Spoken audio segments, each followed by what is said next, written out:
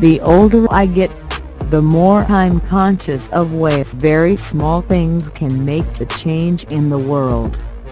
Tiny little things. But the world is made up of tiny matters, isn't it? Revenge only engenders violence, not clarity and true peace. I think liberation must come from within. Writing is like sewing together what I call these buttons, these bits and pieces.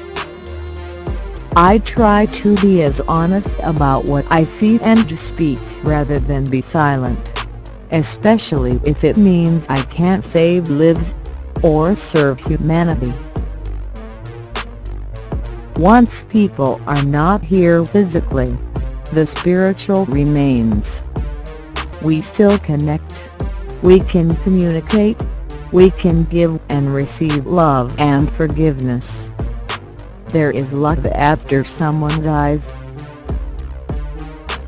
The more you speak more languages, the more you understand about yourself.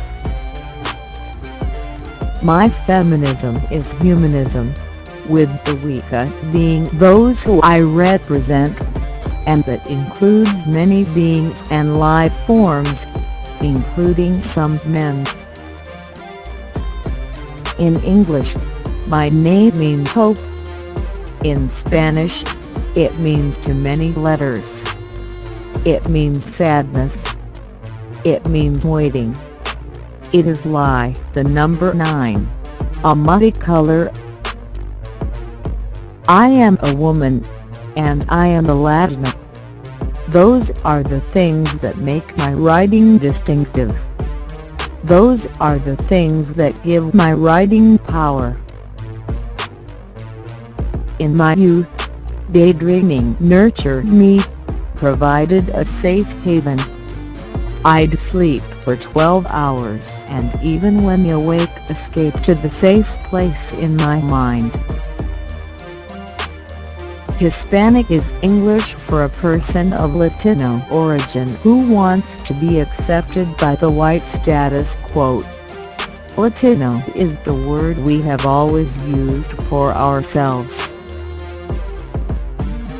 Sometimes I feel I can't quite master my written and spoken Spanish, because I'm too much a student of English. I would need another lifetime to learn it. One press account said I was an overnight success. I thought that was the longest night I've ever spent. My father always defined my gender to my brothers. He'd say, "This is your sister, you must take care of her." I think people should read fairy tales, because we're hungry for a mythology that will speak to our fears. I've always read broadly: literary fiction, sci-fi, fantasy, chick lit, historical, dystopian, non-fiction, memoir. I've even read westerns. I prefer female protagonists. I usually say Latina, Mexican American or American Mexican, and in certain contexts, Chicano, depending on whether my audience understands the term or not. But I deal with this meditating and by understanding I've been put on the planet to serve humanity. I have to remind myself to live simply and not to overindulge, which is a constant battle in a material world. I feel comfortable in Spanish. I chat like a parrot, but I don't have the confidence in Spanish that I do in English. I grew up listening to the Beatles and being an ardent Beatles fan when I was in 3rd grade all the way to adulthood.